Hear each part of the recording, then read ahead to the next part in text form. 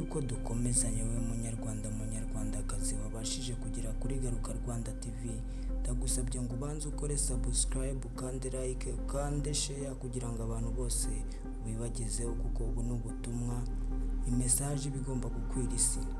Muri kubona iki kimenyetso kipe ya Kongo yazanye, abantu benshi bakaba bari kwifotoza bagikoze ufutse umunwa umeze nk'uwirashe mu mutwe. Biriya bisobanura kuba abakongomani bari gupfa mu burasirazuba bwa Afurika, amahanga yose areba. Kagame ari ubamaze hamwe na M23 yiwe, murabireba no ku magambo biranditse ku Cyongereza. M23 murabizi ko ari RDF. Watu wanakufa kiolela, watu wanagombea mu mabarabara juu ya kukimbia. Sasa tunakosa kama tufanye haye. Ona watu weba na yala umu mugunga. Weba napenda twende tunakumalaki vero mbese kumarishie kule. Bari kugenda bapfira muri ariya mashyamba ya Kongo. Muri kureba ko bibona nayo babyanditseho rwose ko ari u Rwanda ruri inyuma. Mu by'ukuri sinibaza impamvu rero u Rwanda rujya gutesha umutwe ibihugu biri hafi yarwo, ibihugu baturanye, kandi nyamara umuturanyi mwiza kulikuwa masasi banandi M23 balifika bakelunguza manyumba, bakebeba vitu, atukubeba kitu, bamwa balikosa watoto, wengine bakekufa, wengine bakeumia.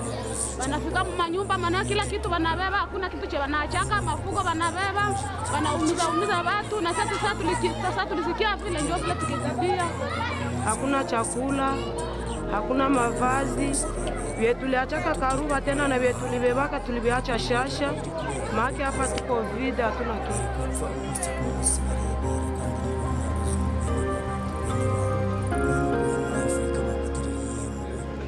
Le degré d'attention s'agissant de ce qui se passe en République démocratique du Congo continue d'être extrêmement élevé, et que nous sommes absolument déterminés à non seulement continuer mais à intensifier le travail.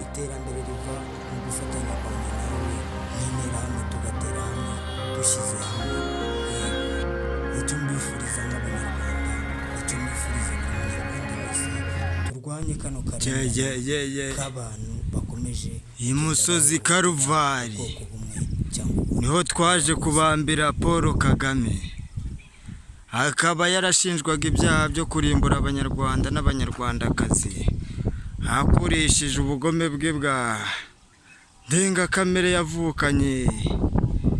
Tukaba twifuza isi ituje itagira abantu nka ba Kagame Paul bafite agakino ka Geno Rwanda.